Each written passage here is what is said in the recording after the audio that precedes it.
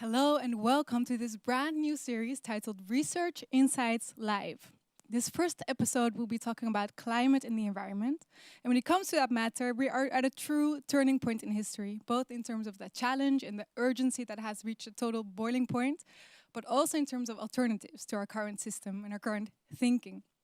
Um, I want to shortly introduce who's here with me in the studio today. Yeah. Hi. Yeah, hi. Dr. Daphina Misiedjan is also here. You are assistant professor in human rights and the environment at ISS, obviously. You're also a NIAS KNAW fellow, which is very prestigious and very awesome. And I'm really happy that you're here as well to speak about your work. Thank you for having me. Yeah. First, actually, I just want to ask you what's from what you've heard up to now today really strikes you as particularly important? Well, Yeah, I go think ahead, Daphina. it's very interesting to see that we're in these discussions about climate change, but at the same time, we kind of disconnect climate change from other environmental degradation. And I think that that is why we're having so many issues, because we're indeed thinking, okay, what type of solutions can we find for limiting CO2 emissions? But the solutions that we're finding are actually degrading the environment.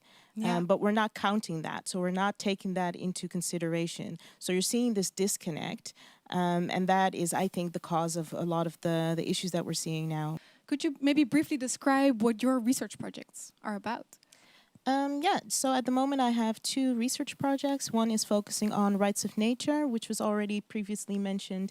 For instance, the example in Ecuador, where you now have nature actually being given similar rights to humans. So for instance, the right to be restored or the right to evolve in a natural way, but also having human duties connected to it. So the duties of humans to protect the river or the mountain, for instance, but also having enforcement type of rules.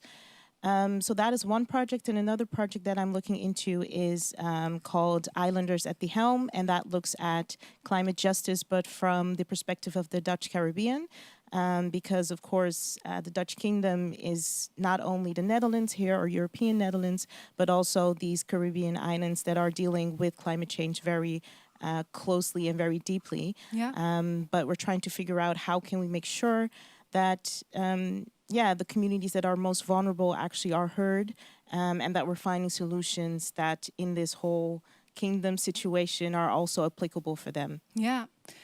Let's look at the Caribbean situation for a moment through the eyes of someone who lives there.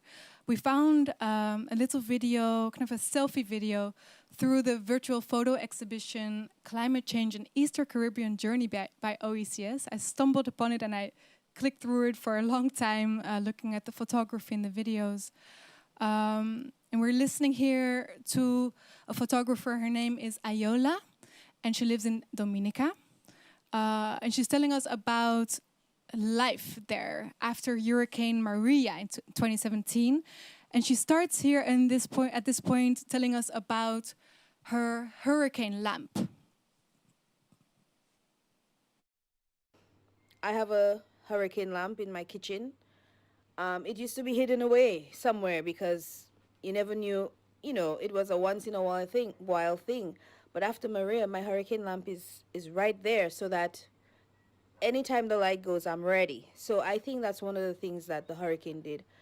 In my particular area, some of my neighbors, there are some abandoned homes in my community. Either the owners have died or they've migrated. But some of the homes were standing, and after Maria, they are no longer standing, like this one right there. It was destroyed in Maria. This is my grand aunt's home. Right here, the roof was destroyed, and some of the debris even hit our house. Another change that we've gone through since Maria is we've lost some landmarks. For example, at the back of my grandmother's house was a huge breadfruit tree. And you could give somebody directions and you say, well, the house with the breadfruit tree behind it, You can't do that anymore. So those are some of the changes that we've seen. I think Maria brought out the best in some of us, the worst in some of us.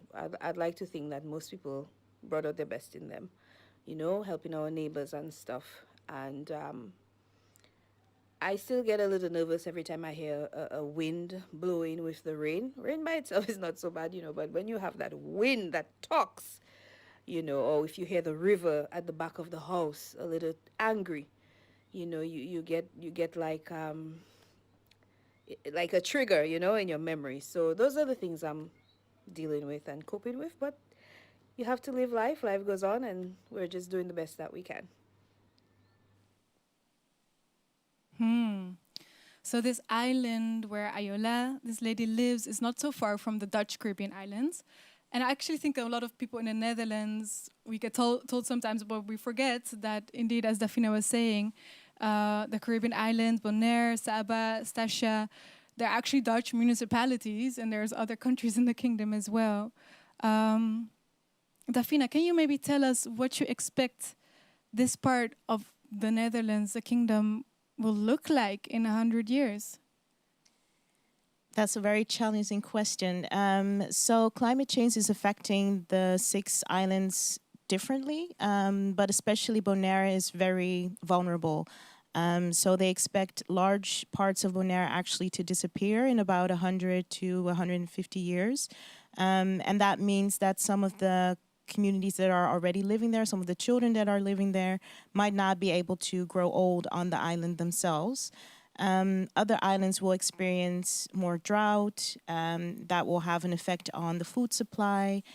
So there are different ways in which the islands are affected by climate change.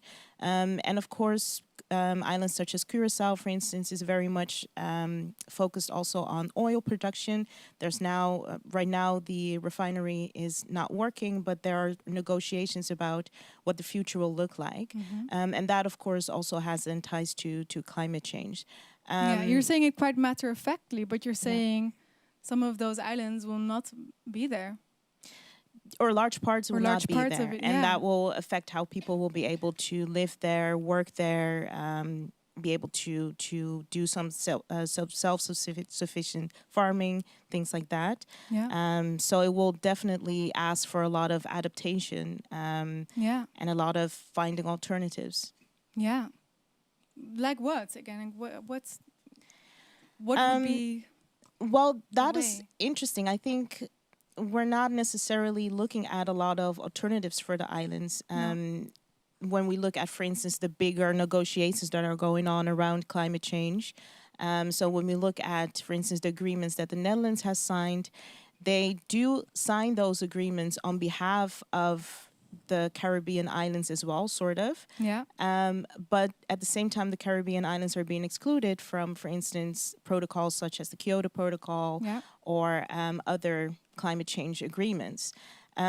So that kind of puts them in the corner, trying to have to... The Netherlands is supposed to also stand up for them or take care of that part of the kingdom? Yes, they're not represent really them. Yeah. And that is also one of the challenges, because on the one hand, European Netherlands is the biggest polluter of all those parties. Yeah. And that also means that from an international perspective, the Caribbean countries are actually also seen as biggest polluters. But because they are there, they are also the most vulnerable. So it creates this paradox within the kingdom that is not sufficiently dealt with right now. Right now, it's not really on the agenda. No. So we have a Klimaatakkoord, climate agreement here in the Netherlands, but it doesn't mention the Caribbean, for instance. So it's always kind of put in on the back burner. Yeah. But for them, it's a very much a lived experience and something that is very current. Yeah. And that should be dealt with. Yeah. And you're looking at it from the perspective of the law, mainly. You are a lawyer. But what was striking to me when we spoke is that you also said that the law, this is a matter of inequality, right? But you said the law can actually stand in the way of equality, of real justice. Can you say a little bit about that?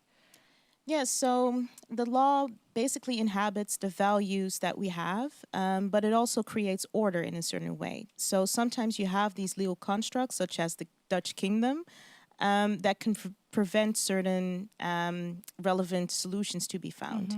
So for instance, it might be more convenient for the Caribbean countries to be negotiating together with other Caribbean countries instead of together with the European Netherlands. But because of the construct of the Dutch kingdom, the legal construct of the Dutch kingdom, that is not possible. Right. And the same you see, for instance, in issues around rights of nature, because we have such legal constructs as private ownership, that can interfere with how we deal with pollution, how we deal with asking for land back because we need it for other purposes now. Yeah. Things like that can be, can be obstructed by the legal constructs that we have. Yeah. I'm listening to every word you're saying. You can say it so, like, explain it so well, but these are quite, it's quite shocking if you think about it. Yes, and that's why it always takes so long for solutions to really be implemented. Yeah. So even if we, for instance, find certain solutions in a technical way or a scientific way, then we still need to be able to implement it, and that is often where the law comes in, and where me and my lawyer friends start looking at, well, okay, that might not be possible, or you have to look at that. Yeah. And sometimes it's overlooked as an aspect to indeed bring new solutions. Yeah, yeah. Daphina, it's also a question from the audience where, what do you think is the role of the courts here in enforcing equality, in protecting the Amazon? This person has, for instance, been following the Chevron case in Ecuador and how, corporate interests have an influence on the law. What do you think is the role of the law and the courts in this? Well, I do think that we're in a time where the judges are actually feeling that they need to push back a little bit more. Normally, judges they aren't necessarily activists. They really stay within the bounds that the law gives them. Mm-hmm. But because we're seeing so many changes that cannot be reversed, you now see that judges are pushing the boundaries a bit more, that they're indeed saying, okay, if the state is not stepping in, then we as the judges need to step in. And that's why we have cases such as Shell or Milieudefensie against Shell, the Exxon case, also the Urgenda case that we had a couple of years. That's actually a question coming in now. If you have any examples of successful legal mobilization campaigns, and you're mentioning them as exactly. we speak. Yeah. So you have different cases against states. So the Urgenda case was a case against the Dutch state. Then we have cases against companies. The Shell case is an example of that. And then we have new developments such as rights of nature. So in New Zealand, we also have the Whanganui River being given legal personhood, just like the example from Ecuador. Also in Colombia, we have judges pushing the boundaries when it comes to rights of nature. So those are all kind of responses to kind of the failure of environmental law that we had before. And that are kind of the loopholes that judges and different organizations are trying to find to make sure that we can protect both the environment and communities as well. Yeah. But as you said, human rights and maybe also rights of nature could still exist in a system of inequality or a system that's not necessarily just. Could you try to explain that? Yes. So what we're seeing now, I think we need to understand that law is a tool. It is also a tool to create order. It's sometimes, or in a lot of examples, it's a way to preserve the status quo, but you can also use it as a way for change. Yeah, and it's preserving the status quo because it's produced by those in power. Yes, so that can be political power, economic power, and then indeed you have legal mobilization, which is often done by communities that are more vulnerable, communities that are then supported by different organizations trying to push for change. Yeah. So indeed, we still need to remember that sometimes there is a change, but it still exists in the bigger system. Yeah. And that means that you have to really pay attention and make sure that there's no infringements. Yeah. So a win by itself is not necessarily always the end result. You need to continue to campaign, to support, to really push the boundaries. Yeah, and it also really depends on who is pushing then, right? And who is heard in that. What do we do? Yes, so I think that we have to start thinking about, of course, we have human rights, we have this minimum, but I think the discussion will be more and more about what is above the rights. So what are the privileges that we actually need to hand in order for more equality. So indeed, if there is water scarcity and your municipality tells you not to water your plants, and you say, well, I have the money to pay for it, so why shouldn't I just do it? Those are the type of things that we need to think about. And I think that that is very hard for people to do. Also, that we're now seeing that when it comes to the COVID-19 pandemic, what do we consider to be our privileges? How can we divide those privileges? And how can we rethink that? I think that that is going to be a big question that we cannot answer in one afternoon. But yeah, I think we're pushed to think about those things. Yeah, yeah, definitely. Very consciously, making conscious decisions, really checking yourself and your values and what you stand for and what you want to fight for, indeed. Well, people, we've come to the end of this first episode of Research Insights Live. We've discussed a lot, and thank you for that, for sharing all your insights and your eye-openers. Very helpful. Indeed, this is the beginning of a discussion. All these topics are immense and extremely interesting. If you'd like to stay up to date on these insights and read more about everything that you've heard about today, the project covered, we mentioned it before, there is on the ISS website a section on research insights where there's all kinds of ways to share findings, bite-sized ways, very understandable and digestible, and definitely worth reading. Thank you. Thank you for watching. Thank you for your time. And see you on the next episode of Research Insights Live.